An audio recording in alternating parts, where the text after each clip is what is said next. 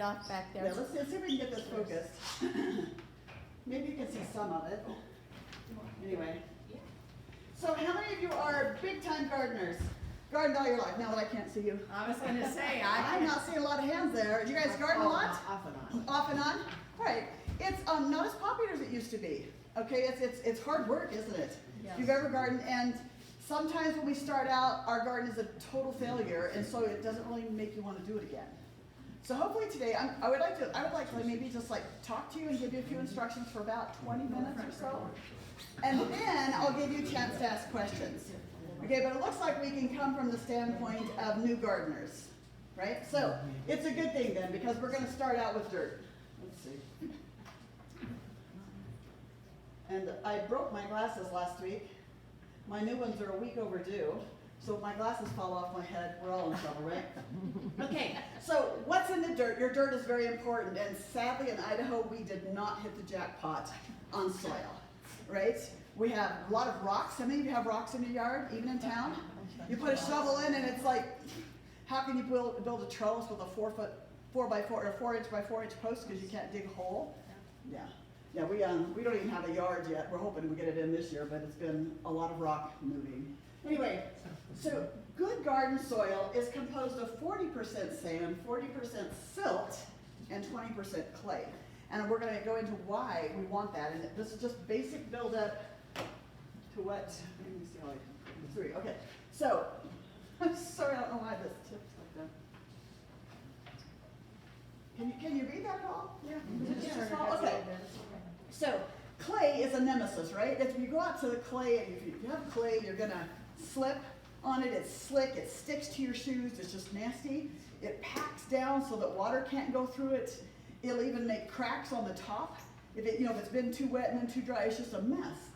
But the good things about it is that it does hold a lot of moisture and nutrients in it. So you do want an element of clay. In Idaho, we don't have to worry about that. We have plenty of clay, right? But so there's good things and bad things to all components of soil.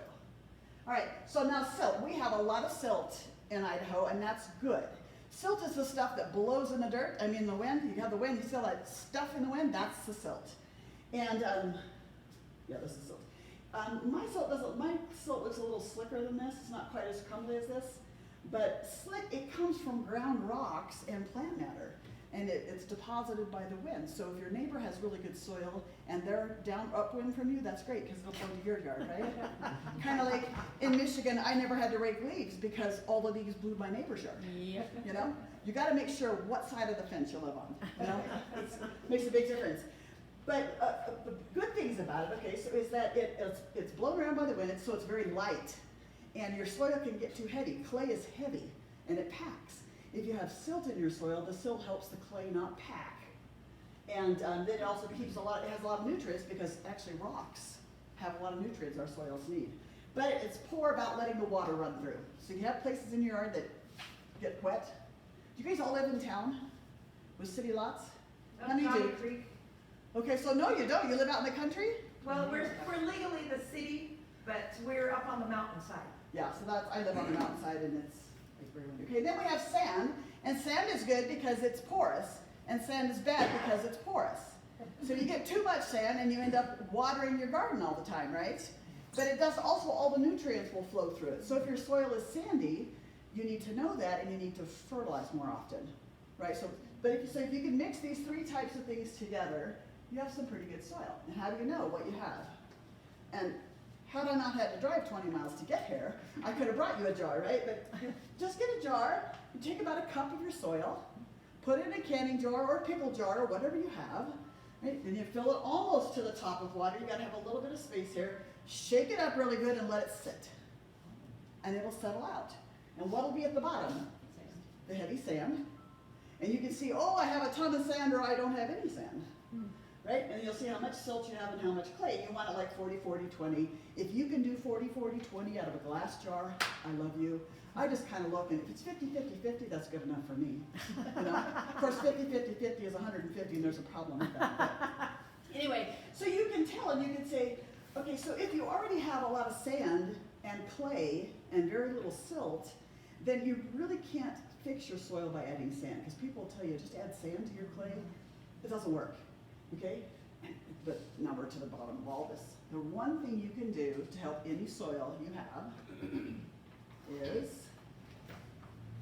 add organic matter to it. What's organic matter? That's compost. Yeah, compost. I don't bother making compost because I'm lazy. But you can chop up leaves from your yard, just run over with your mower. Do you have a bagger on your mower? You know, of course, who has leaves here? But anyway, you can chop up your leaves and just put it right on top of the soil, either till in or just use it for mulch.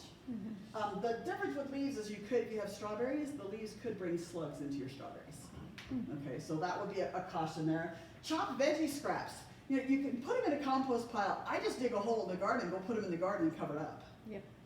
I'm just lazy. Like I say, it's just easier to do with that and put it in a little bucket. And grass clippings, if you mow your lawn and you save your grass clippings, don't toss them out unless you've sprayed them with some chemical. But they make an excellent mulch to go on top of your soil. Did it bring lots of weeds though? Do it. Did it bring If lots of you weeds? wait until your grass has seed heads on the top, then yeah, you could bring grass into your garden. But honestly, your garden already has grass seeds in it, just from the wind and stuff blowing it in. I've never had that be a problem. I've had dandelions come into my garden through grass clippings. Now, I don't know if you guys have dandelions here? Yes. Yes. Yeah, see, I don't have dandelions. I have these big things like this. And I'm like, they grow giant dandelions here. But I think there's something else, but No, we, anyway. So pine needles, there's lots of pine needles around. The caveat with that is pine needles are acidic. And so you just need to check your soil acidity, right? Straw, if you have a friend that owns cattle, they have manure and straw mixed together. I don't really recommend putting manure by itself on your garden. It'll give like carrots and potatoes a scab on them from the high nitrogen in them. But if it's composted, like old straw, then or old manure, you're fine. Alfalfa or Timothy hay pellets. I know they're horribly expensive, but if you have a small garden, that can add more humus to your soil than a ton of other things. But again, it brings the rabbits, right? So you'll want to till it in. Okay, any questions about how to improve your soil? so where do you get alfalfa? A feed store and the family farm and home. Really? Yeah. And I used to have animals. I raised sheep. Anyway, and you'd have pellets left over. You know, sometimes they get old, or like they'll have those big chunks of hay, the little squares of hay, what they're called. They feed the horses and stuff that get older, and so those are awfully good. They're expensive, but if you have no other way, it's not as expensive as you think, right? It's probably less expensive than buying a bagger on your lawnmower. But again, it just depends on what you have. But you can add anything as long as it's old plant matter. Now, like Deb said, you don't want to bring in dandelions, right? You want to watch the weeds. But other than that, just put it on. What about horse manure? Horse manure is, it depends on what the horses have been fed. It can be a little strong. Steer manure could be a little salty. That's why I'm saying don't put it right out of the horse's behind into your garden, right? You want to let it be dry and kind of sit in the weather a little bit, and then it's fine. So we had a beautiful garden for a long time, and I went and got some manure, but it was bagged. Yeah, you You can. know, it says that it's supposed to be like sterile. Yeah. The year I had more of those weeds, more weeds than I ever had in my. And that depends on the bag you buy too, and that's the problem So with the and bags. that's, you have to be really careful when you get manure, because it's Yes. got lots of weed seed in it. It can, and especially if you buy it from a farmer, it's always gonna have weed seed, but again, you just gotta balance things, right? What's available, how much money do you wanna spend, how much do you want that tomato to cost you? And some people just go all out, go for it. If that's your thing, go for it. But if you're more, I'm doing this to save money, I'm doing this to this, then you're gonna think of more creative ways and recycling type ways to do things.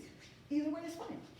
You know, it's just what we like to do. It's how we like to do it. So anyway, there's tons of things you can add to your garden.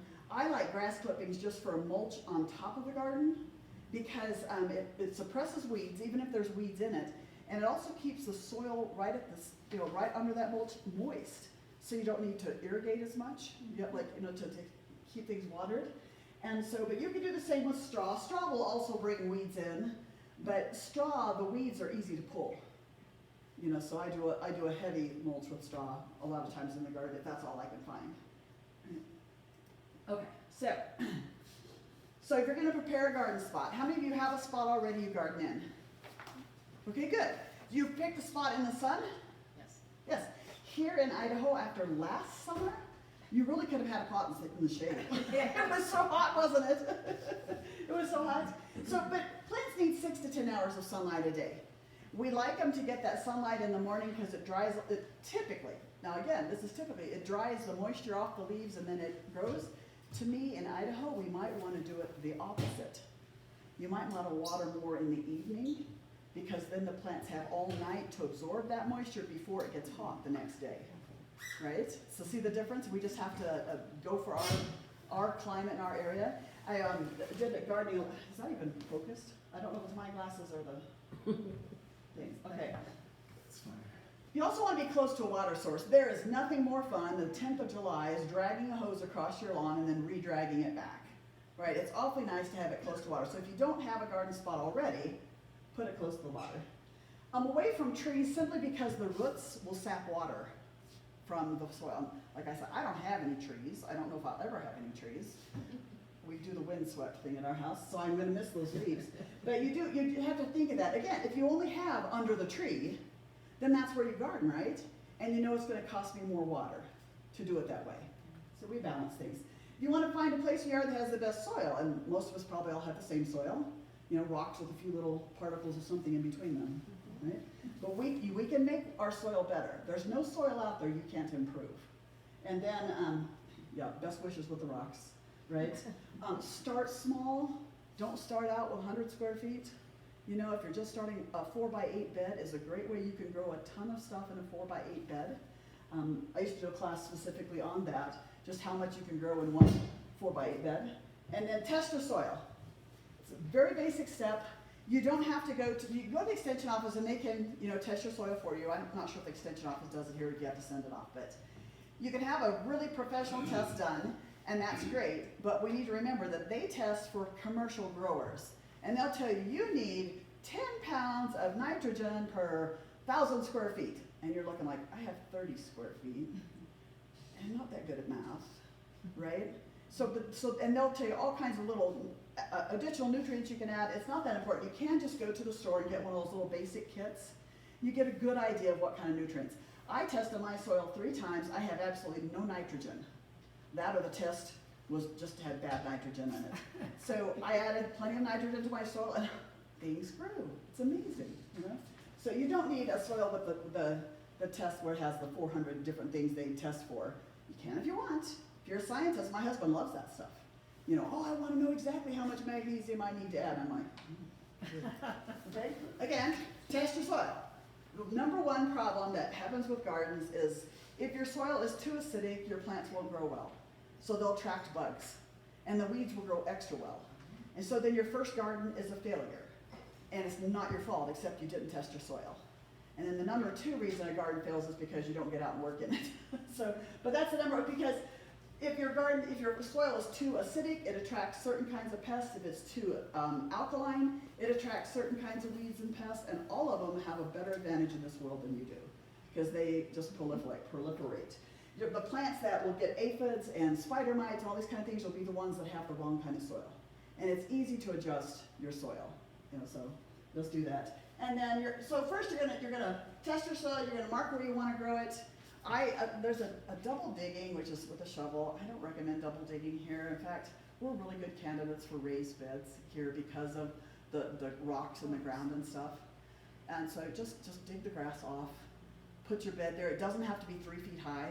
It can be if you want to spend that much money on bringing dirt in, it can be, but you could just make it like 6 inches high. And that's a good start, right? And then just kind of stir up the ground underneath it, add your soil on top and get ready to plant. So any nutrients you want to add, you put that in and till it again. Tilling is also hard because as we get older, tilling is hard. And it's also expensive if you don't own the tiller. So I get that, you know, been there, done that. You can use a shovel, you can use a rake. You don't have to dig down to China. You know, ideally plants, like your lettuce roots only go down about 6 or 8 inches. Now your tomato roots will go down 3 feet, right? But that's good because then they're helping build up that soil down that lower. So that's fine. Don't worry about it. Your first year they may not grow as well, but that's okay. We'll do well. Okay, so another thing we need to consider is in the small space is to grow on a trellis. Okay, the problem with trellises here in Idaho is what? Wind. It'll dry your plants out really fast. So if you grow on a trellis, realize you're going to have to water more often. All right, and if you can't water more often, then a trellis probably isn't for you. Another thing you can do is put your trellis against a house or a line of shrubs or something so that the wind doesn't just dry everything out. This is actually my garden in Michigan. I had 10,000 square feet. Can you imagine? 10,000 square feet, not a rock in it. Nice black soil, a little on the sandy side. Yeah, I miss that a little bit sometimes. But I'm not, we retired, so I'm not doing 10,000 square feet. Okay, so also, like I said, you can do beds. My parents always did a garden in rows. That was the traditional. You till a row, you plant a row of corn, you plant a row of beans, you plant a row of this, and then you sit and hoe all summer. Well, the advantage of a bed is it takes less space and you don't have to weed as much because your plants are closer together and they kind of shade the soil a little bit. Plus you're going to use mulch because that's just what you're going to do. And the plants themselves take up so much space in that spot that you only have to worry about fertilizing that small space, not the whole, acreage or whatever. So, but they don't have to be raised. You can just have beds. And honestly, in Idaho, with as hot as it is in the summer and as dry as we are, we might be better off sinking our beds, actually. It's harder to reach. But this is, again, my garden in Idaho, and some of it was raised beds, some of it was just like, this was just a big mound of manure that I just covered with plastic and grew melons on one year. But most of it, I just made beds and then made aisles between the beds and just covered it with straw. So if you're doing your garden in your backyard or something, you don't need to even put anything in between the beds. You can just use the grass that's there. The grass here doesn't quite spread as much as grass in other areas, but which is good. You understand putting grass between your beds will make the grass grow into the bed. So but again, you just do the best you have with what you have, right? So let's go on. Okay, so adapting, we have poor soil. Though actually, I have plenty of phosphorus and potassium in my soil, just perfect. And the acidity is actually like 6.2, which is almost perfect for gardens, everything except blueberries, right? So, but we do have the rocks. We also we're in high desert, so our growing season is actually just barely 110 days or something like that. So if you buy a tomato and it's a 114-day tomato, good luck with those tomatoes in October, right? So we have to consider that. And you think that all the stores would only sell tomatoes that are adapted to your area. It's not quite true. One good thing of some of the hybrid plants is that they are developed to produce faster, so that helps. Some of your heirloom varieties that were all the rage now, and I certainly have my share of heirloom varieties of everything. They're the ones that will take 130 days to produce a tomato. So you kind of watch those. I mix. I do have some tomatoes that I have started this year. They're like 45-day tomatoes because I want to see if they're any good, right? But they are hybrid. But mostly I do. And we also have wildlife. Even in town, you're going to have wildlife. So what wildlife bothers your garden? Deer. Rabbits. Oh Yeah, so make sure you add a whole bunch of alfalfa to your pit. Yes? Do rock chucks eat in your garden? Yes, they'll like your melons, especially. They probably eat your tomatoes. They may not eat the plants They eat the roots. as much as they'll dig up the roots. They're a mess. I haven't been able to catch what was eating my peaches because they were still hanging on the tree but half eaten.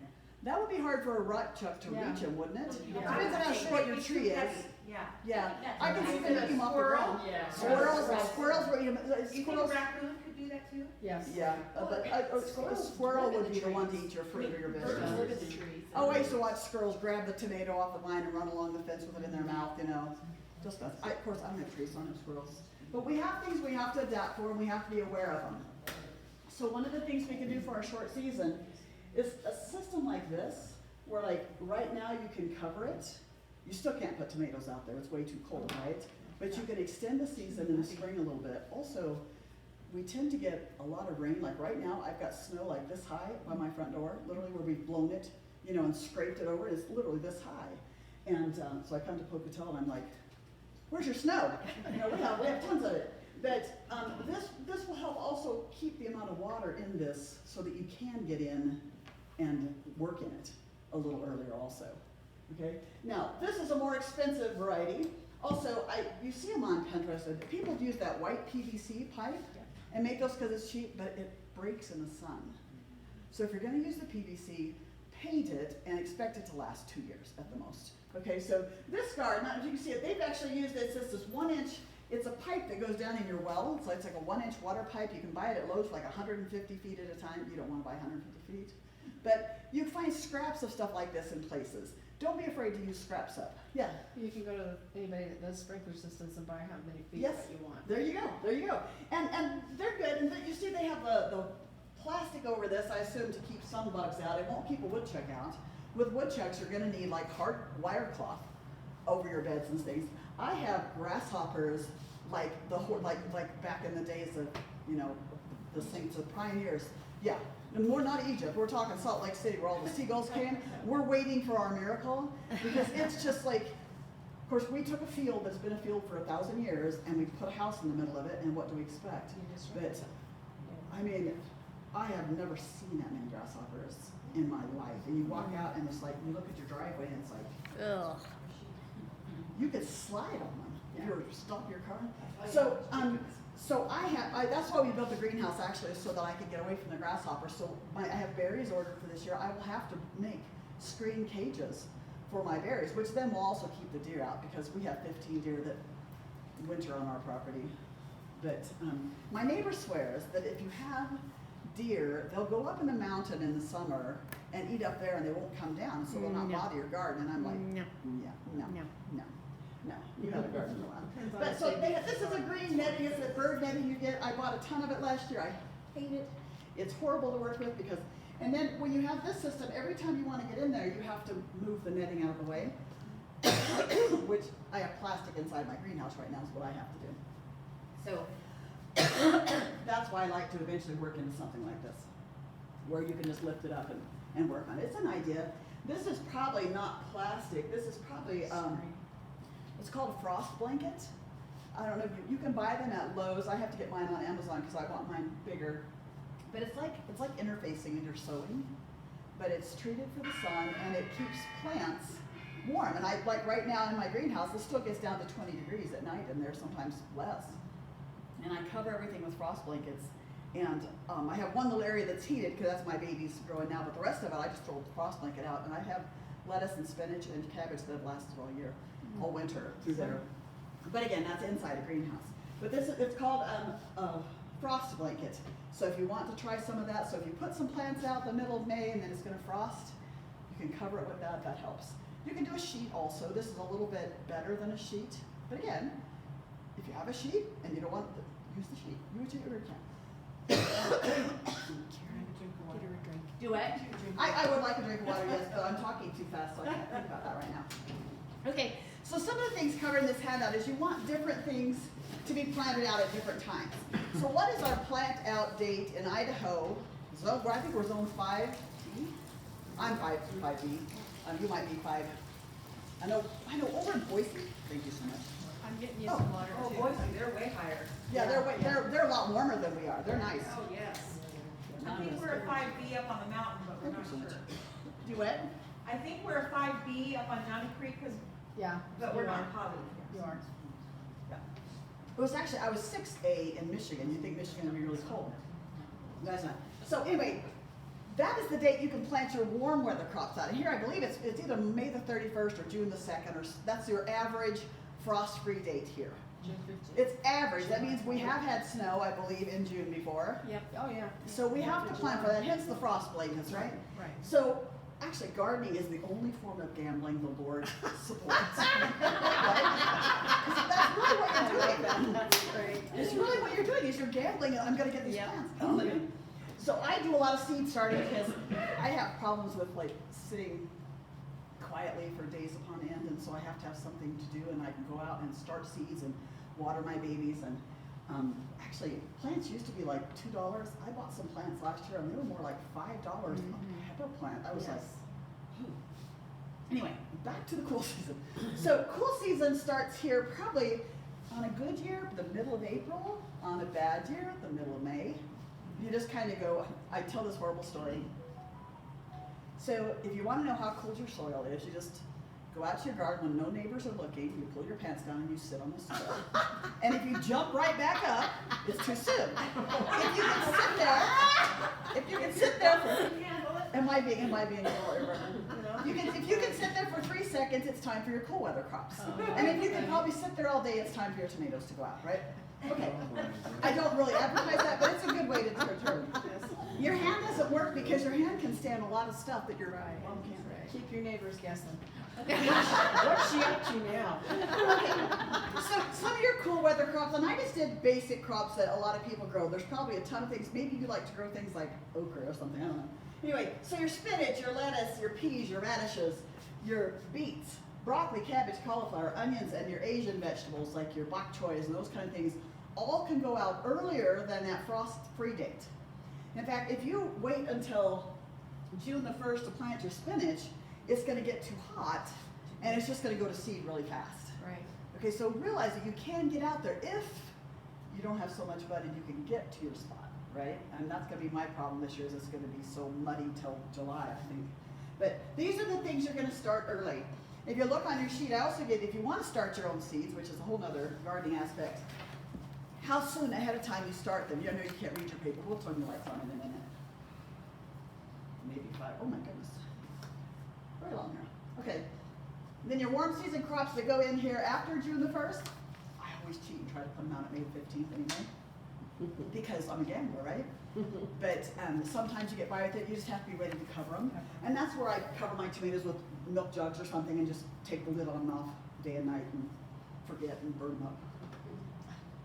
That's the thing, it can be 20 degrees outside if the sun is shining. Inside my greenhouse it can get to be 125 degrees.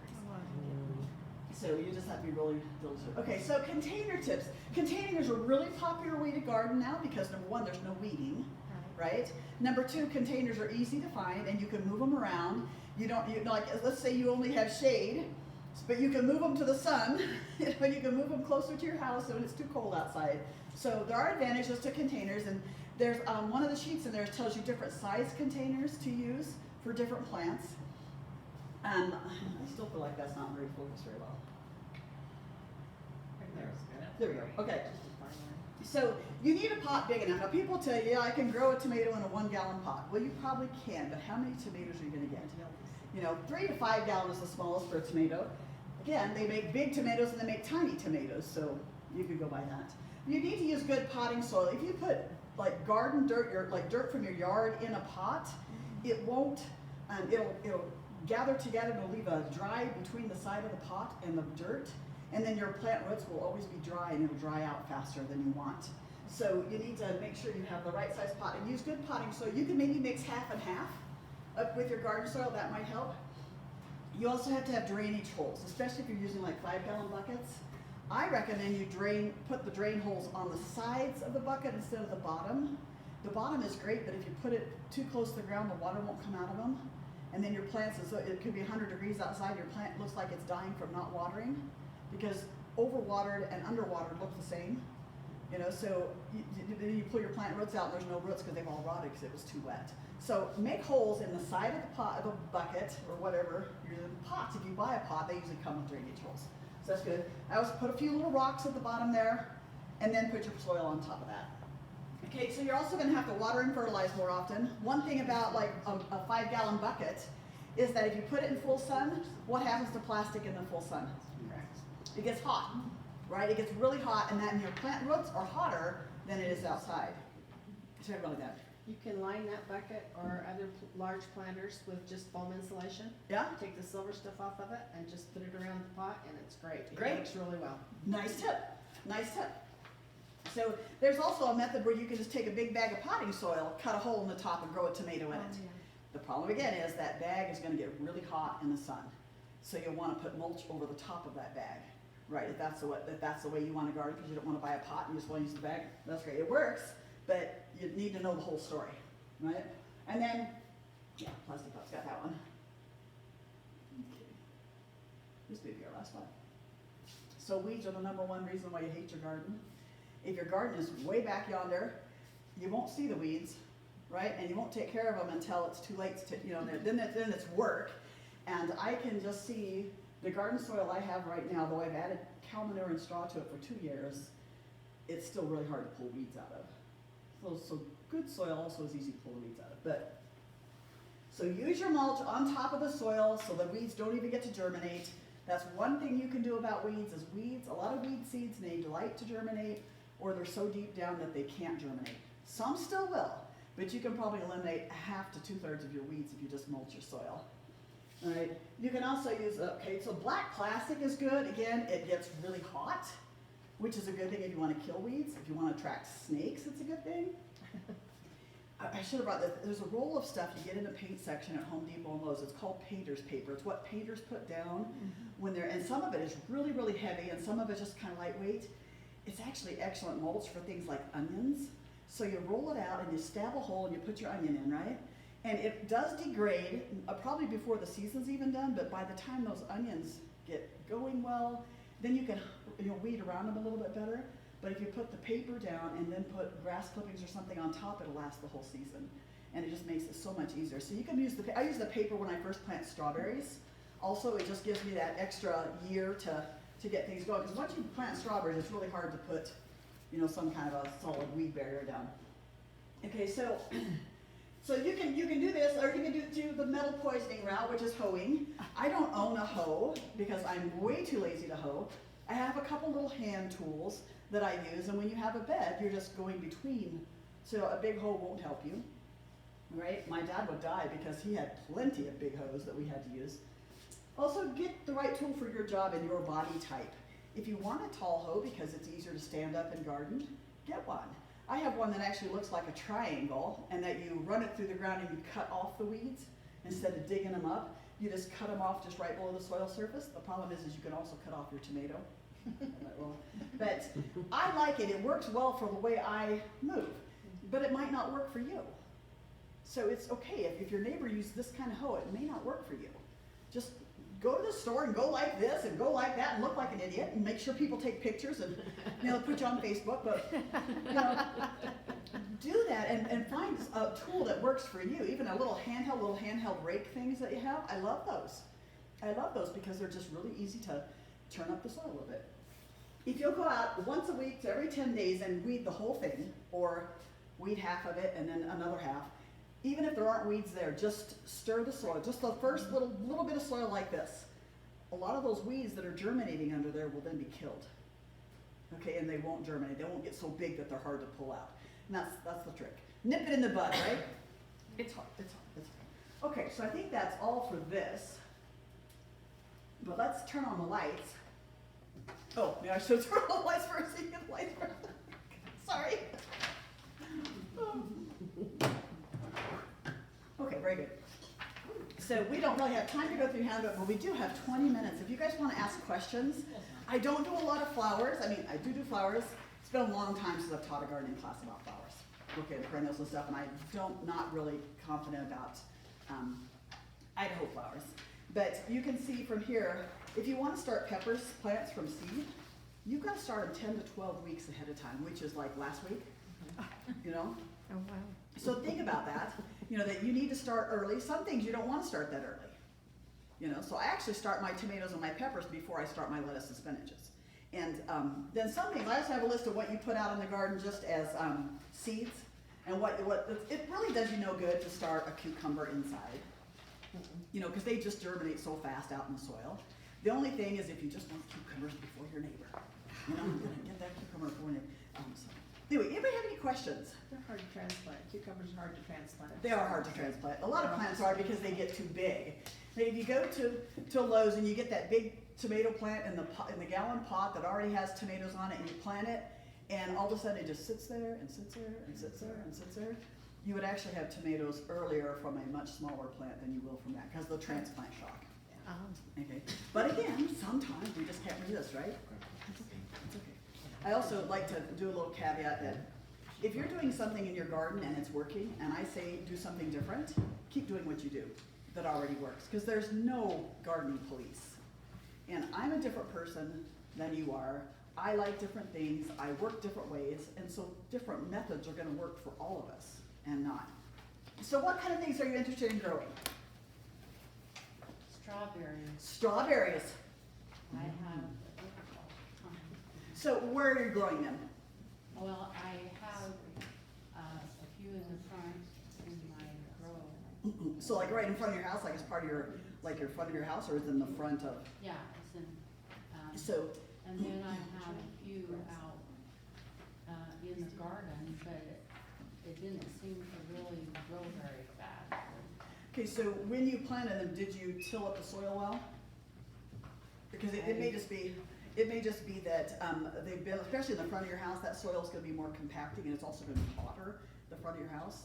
I have trees, Oh, Does it say so, what and so it direction, north, southeast, or west? It just has a little bit of sun as So, far as. and that won't affect their growth, but it will affect their fruiting.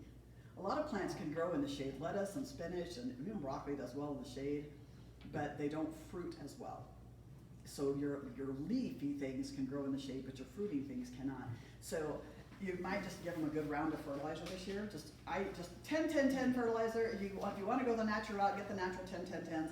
You can go online. They'll say a tomato needs 12-6-3, and this needs that, and I'm just like 10-10-10, right? It's just a well-balanced soil. I do go for is it root tone or something like that? Some of the more organic ones, I don't know that it really makes a difference. But if you want to be really organic, then you have to be careful what fertilizers you use. So just make sure you go with an organic one. Fish oil is a great one. Kelp, those kind of things, they will make your garden smell. We have bunnies, so we have bunny poo everywhere. And Chicken poo is good too. yeah, doesn't that burn if you use it too quickly? If you use it wet, it will. If you don't, it won't. But I just have a little problem. I had sheep, and of course sheep have nice little manure too.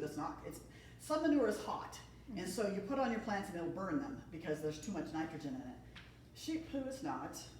The problem is that if you pull a carrot out, the sheep manure doesn't dissolve very well. And you pull a carrot out of the ground, it's got this little sheep pellet on there. I really don't want to eat it. Just me, but I kind of feel that way. So,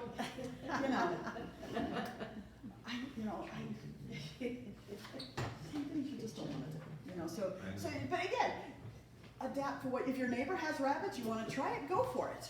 But don't put your carrots in. Nothing else, you don't pull anything else out of the ground, right? Beets, whatever, yeah. So I do deep litter with my chickens. Yeah. So it'll be coming time soon to pull that all out. That's, about this deep. And what we did last year, we don't know, because we're from Minnesota and Arizona. We've been in the hardest and the coldest. Oh my gosh. And so this is completely different from all of it. And we weren't good gardeners in either one. But There's no police, you don't have to be a good gardener. right, it's completely different. And we've never had chickens before. So we're like, oh, we're country people now. So hey. So we grew up in Phoenix. Hey, totally different. So what I'm thinking is what we did last year. We took that out and we put it in the raised beds and then tilled it into the soil. How long do you think? Because chicken is hot, chicken manure, but it's mixed with pine. See, if it's mixed with pine or straw or wood shavings, then that's just an advantage. It's probably going to be just fine. Okay. If you see one plant burning, then okay, you might have gotten a little bit too much close to that one plant. But I think all in all, being mixed with things, and if you'd use the manures, I highly recommend having it mixed with something no matter what it is. The difference would be the bagged manures. But those have been bagged for so long too, and you don't know how they've been kept in that bag. I've opened those bags up and they've been so wet that it's just like real manure, it's just disgusting. And sometimes they're so hot that how much nutrient is even left in that? I just don't know. But again, we do what we can. Last year I used a lot of bagged manure because that's what I have. So, it may not be the best, but I'm not a perfectionist in these things. I'm more about, let's do what it's easier for me to bring home a bag of something than it is to go to the neighbor with my trailer, have him scoop up this thing, and then park it 50 feet from my garden, and then wheelbarrow it over to the garden. Sometimes you just say, I'm a little too old for this today. Yeah. When I was younger, I did a lot of that hauling the stuff. Any other questions? I'm here to help. There are a few hints for different plants in here. Like carrots, they're actually very easy to grow. You just need your soil deep enough for them, and if you have rocks, they're going to grow around the rock, But one of my tricks for carrots is you just dig a trench, like with a hoe, that you don't know. Dig a trench, fill it with either potting soil or seed starting soil. Okay? And you get it wet before you put in the trench. So just add water to the bag, put it in the trench, do your little seeds there, and then cover it up with a board. Or With a something. board? A board. It's like a 1x4, 1x6, some little Okay. junk piece of board you have. Because the board will keep the moisture there. because the carrots have to have moisture, and they're just teeny tiny little seeds, so you don't bury them. You don't even, if you bury them, they're gonna get lost, right? Put the board over it so it holds the moisture in. The issue is about every 4 days, after 4 days, you have to open it up and peek, because as soon as they start germinating, if they're covered like that, the leaves are gonna be white. And if you suddenly uncover them and it's hard sun, they're gonna bake them. Ask me how I know. Because those little plants are just really tender, right? But it's just an easy way to get them to germinate. And then they're also in this little row where the potting soil isn't gonna let the weeds grow right next to them for a while. So they get a nice little good head start with that. So that's a little trick with carrots. If you plant your radishes and carrots together, you have to thin your radishes, and doing so, that makes room for your Yep. carrots. You can do that. Carrots and radishes are a good thing to plant in little places all over your garden. Like I say with beds, you just put them here and there like lettuce, because it's gonna be harvested so fast. You can plant them around your tomatoes. I grow a row of peas and I put my tomatoes in front of the peas, because by the time that tomato's big enough to cover up the peas are long done. You know, so there's little tricks. Like, go ahead. I, one year, tried carrot tape, Yeah. and that was, I just did a little trench, put it in there, Did it work? and I had the best, it's a little 2-foot raised Yeah. bed anyway, but it was wonderful. My carrots were Yeah. That's incredibly great. awesome. You know, and the length of the carrot is to the variety. Okay, because some carrots are never gonna grow this big. Right. Right? But still, to get them that big is great. And carrots actually do well in pots if the pot is deep enough. You know, and that's another way to keep the weeds out of them. Because the biggest problem with carrots is they get weeds and then you can't get the weed out of there because the carrot's in the way, and then you do need to thin them. When I thin anything, I just take a pair of scissors and go, I don't try to pull it out. Because if you have 3 little plants growing like this, you pull one out, you've already disturbed these roots. And so I just take my scissors in and snip, and then I leave one growing. In fact, I just have broccoli. I have 9 little broccoli plants started, but I had 49, you know, that came up, and so I had to go through each one and just leave one in each little cell pack. And I find the scissors works. It won't work with head lettuce or the leaf lettuces very well, because they'll grow back, but the scissors work much easier for me than trying to pull it all out. And with my hands, I kind of pull everything out. Any other questions? Watering. You know, ideally your garden needs 1 inch of soil, 1 inch of water a week. Idaho, I would say 2. You're not gonna go wrong with 3. But then you have to say, how much am I gonna spend on this garden? How much water do I have, right? If it's been really windy and really hot like last year, it's just gonna need more water. But the soil just needs to be barely damp, and your plants are gonna be fine. But 1 inch of water a week is the bare minimum that those plants are gonna survive. Again, if we have a hot wind and 100 degrees, our plants are still gonna wilt. And sometimes they'll wilt during the day, and that's their protection mechanism. And then at night they come back open, so that they'll close their leaves during the day to minimize evaporation. So it doesn't always mean they need more water. So if you have an irrigation system, like with your lawn, just include your yard in that. I'm a big proponent of like either those hoses that ooze or drip. And this is my first year with drip. In Michigan, we had so much water, I just dove over here with sprinkler. I was trying to sprinkle around, let it run for 3 hours, you know. You can do that in Michigan. If you do hear that here, you might not like you know, kind of thing. So but for our climate here, I think your drip or your oozing hoses are probably best.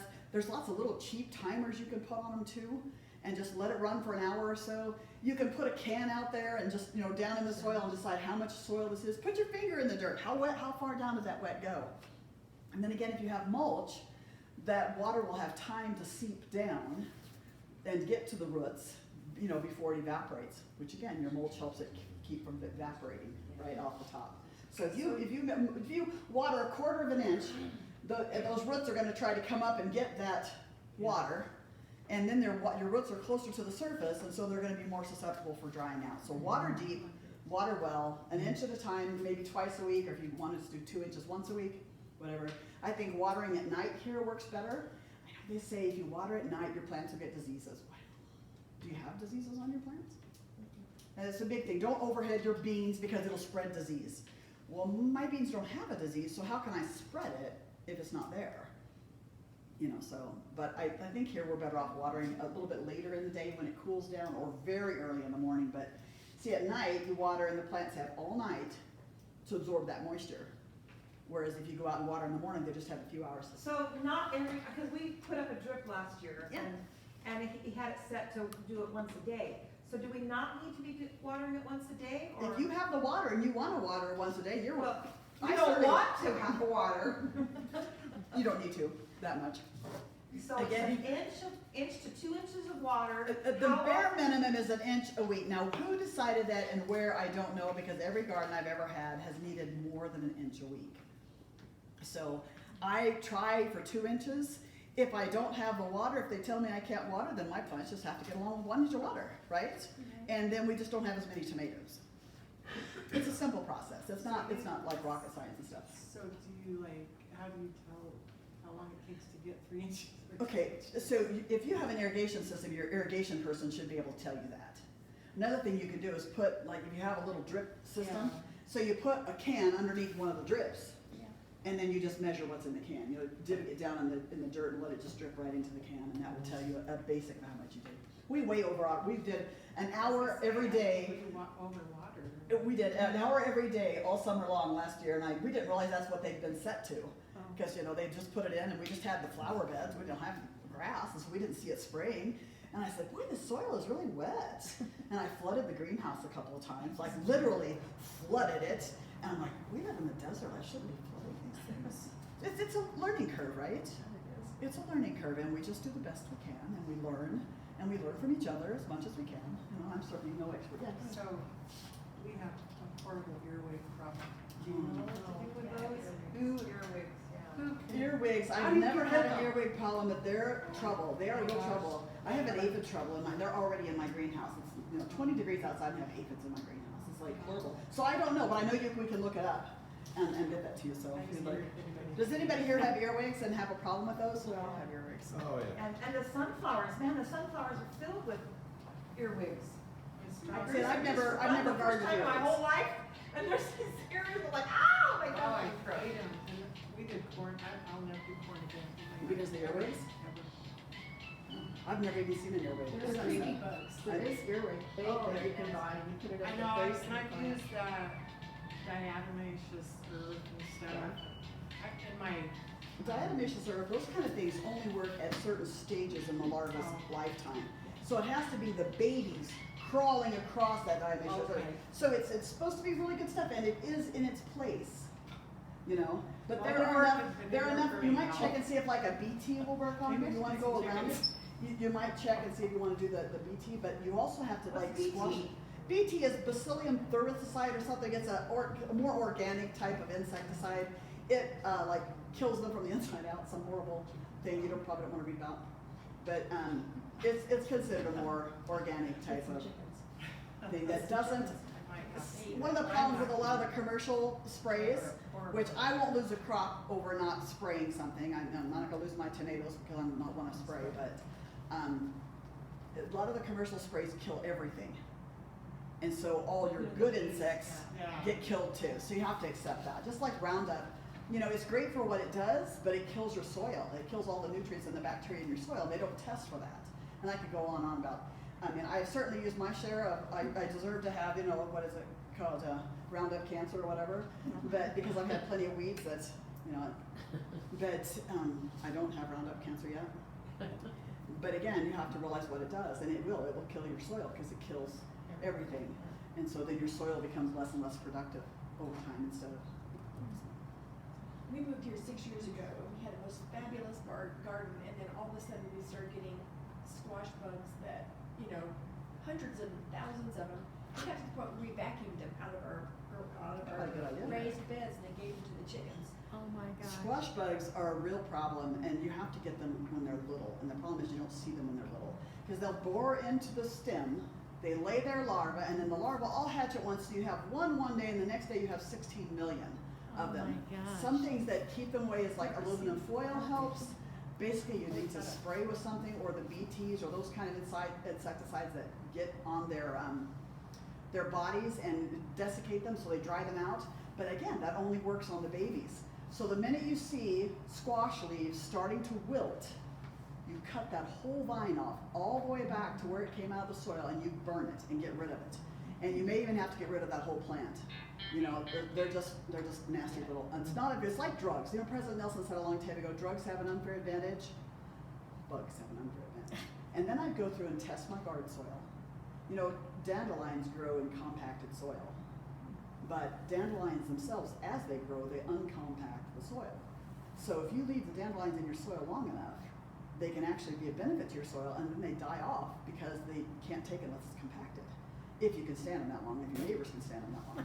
But you don't think about that about dandelions, but they've done lots of studies on that, is they only like the compacted soil, and their root expands the soil, and then it dies, and it decomposes, and it builds the soil. So, you know, I still kill the dandelions. Yeah, I was just gonna say that, your squash vines and stuff, make sure not to compost them back in or leave them in your garden. When you're done with them, Yes. pull them out and burn them. And pulling everything out of your garden in the fall is really essential to getting rid of bugs. If you leave everything to die and say, I'll take care of it in the spring, well, that's fine, but you're also gonna take care of a lot more bugs in the spring. Luckily, we do have a cold winter here. Hopefully, all those grasshoppers laid their eggs on the soil, and they will all die, but. Yeah, We right. say, the cold winter is a big advantage. We lived down in Texas for a while, and they have cockroaches that are like this, and you can hear them climb the walls outside your house, you know? Yes. So we don't have to deal with that because they don't have time to grow that big here, but, insects or pollen, and the best thing you could do is make sure your soil has the right acidity level and the right nutrient levels. If you're missing one nutrient, potassium, let's say, potassium grows good roots in your plants. So if you're low on potassium, your plants are never gonna develop good roots. Which means they can't grow big enough, they can't produce enough. So, you know, just do the soil test, do a basic one. How do people live? I mean, how did they survive when they just had dirt and I don't understand how we made it this A long. lot of dirt is actually pretty good soil. You know, we work with compacting here, which doesn't let the water in or out. So we work with a lot of things, but they also till it a lot. So you have clay soil. If you keep tilling up with horse or whatever, it's gonna break it up a bit. And I don't know that they cleaned it up. And they didn't worry about weeds. You know, weeds do. There are people who say don't get rid of your weeds because they help. You till them in the fall and it helps with your soil, but you know, I don't like the looks of that. My garden does enough of it, but I just don't like the looks of it. I dream of a weed-free garden, but the work involved in that, if you see a weed-free garden, that person has worked and worked and worked. And so you balance it, right? Don't want to work that much? Carla. So, anything else? I didn't want to cover this because I gave you the handouts for. Sorry. When you're buying potting soil or garden soil in the bags, read your ingredients that they ground up to put in that bag. And I don't know if I told you this before or not, but several years ago, I bought some Ace brand potting soil because it was a pretty good deal. And planted it, went out to work in it. It was just inundated with cactus thorns. It was So what? inundated with cactus thorns, and then I read on the bag, and there's ground up cactus in there.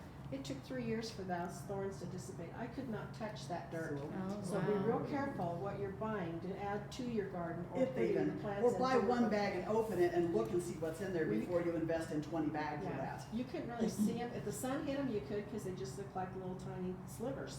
They were. Oh, it was awful. How do you add, what's your best way to add that more acid? Because we're very alkaline up on the Yeah, mountain. we're like here. So acid I would just add the product that they use for azaleas and blueberries. Honestly, pine needles are, but it'll take a long time for that acid to really get used. If you're really, really low on, you're really, really high on the alkaline scale, I think the best thing is just use a soil acidifier.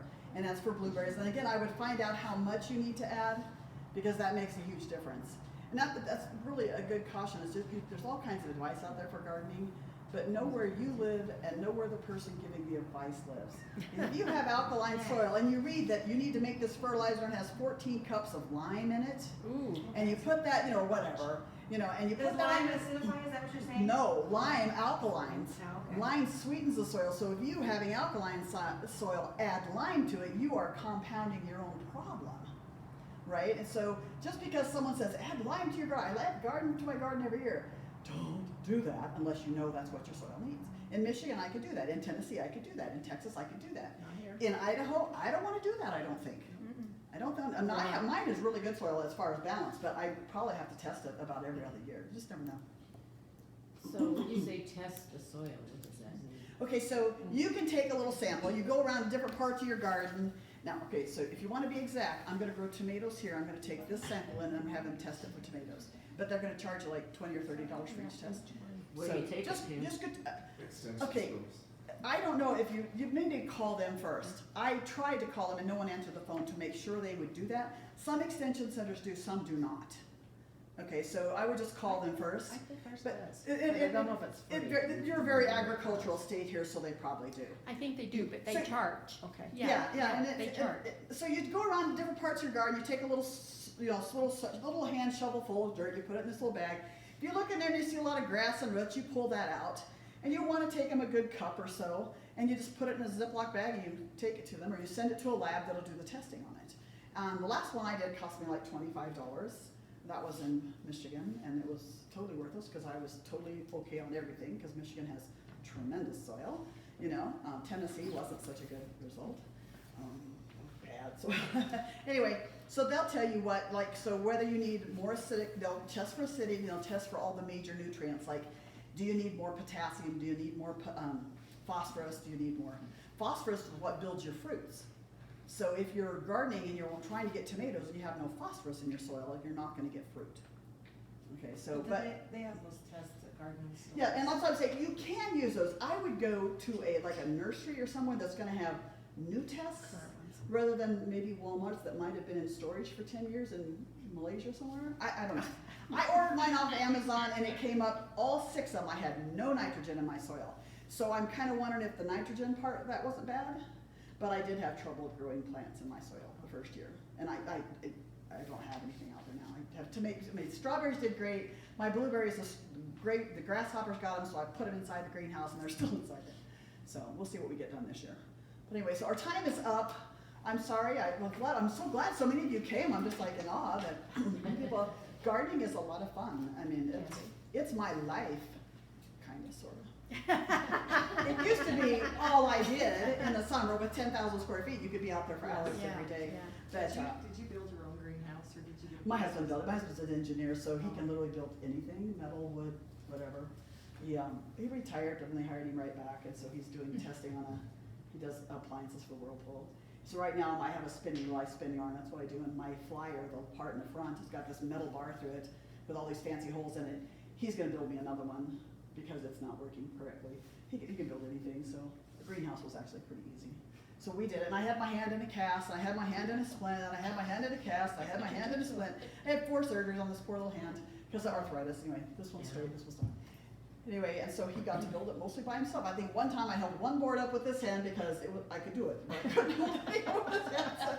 So he did a lot of it. I did a lot of shoveling dirt into it. We did build big raised beds in there, so they're, I don't know, 36 inches, 32 inches high, and so. What did you put on the base? Did you put dirt the whole way in those all? I got a whole bunch of bags of the wood shavings like you use for horse bedding and stuff. I put a lot of that in the bottom, and then I put more dirt, and then I put another layer of that, and then I bought bags and bags and bags of the soil conditioner, and then my neighbor has cows, and so I put a bunch of that, and I put more dirt on top. We'll see if it grows. It still looks rocky. I still have to pull out. We bought 3 dump truck loads of topsoil, and I just snitched from that. That's supposed to go on our yard, but I just kind of said, I think I'm gonna take this. Where do you buy a load of that? We just, you call trucking people that haul stuff, and they can find it for you, but they have to look for it. This trucking guy they were building a house across the street, and we said, hey, do you know where we can get this? He goes, oh, look for it, and he got it, so. But I can't tell you where he got it, but to me, it might be topsoil in Idaho. In Michigan, it would have been slug soil. And Iowa, we lived first in Iowa, and that was definitely a place you just toss that soil out, because Iowa goes about 3 feet deep, and though soil color doesn't matter, it was this black, loamy stuff that you just stuck your shovel down in. And I'd go to my dad's garden, who's in Missouri, and lots of rocks. And I would, I said, oh, I found a rock in my garden. I was going to add it to your collection. I brought this little rock like this, the only one I found in my garden. I tossed it in his garden. I was hungry. Well, and where we're at in Pocatello, you look out to what we see where the sun sets, all that farming soil is what's blown into Yep, this there you go. valley, and that's what we get. Everything that they've tilled up and the wind's taken, that's what we have. Yeah, especially when the fields are barren, and there's nothing growing on them, and the wind just comes across there, and you're the benefit. You get to dust it out of your house and out of your windows and everything, but we benefit from that. We share, right? We're good sharers. Unfortunately, sometimes, but we are good sharers. Because my neighbors that building their house last year, the wind came right across that dirt, and we had to wash our garage doors like 3 times last summer, just because it was just felt like normal. Anyway, Anyway, thanks for your attention today. This has been Thank great. you. It's been great. I just you never know what to teach people. So if I didn't teach you right, get my number and call me and we'll talk more if you want. No, thank If you. anyone did figure out this, thank you so much. Great, thank you, thank you.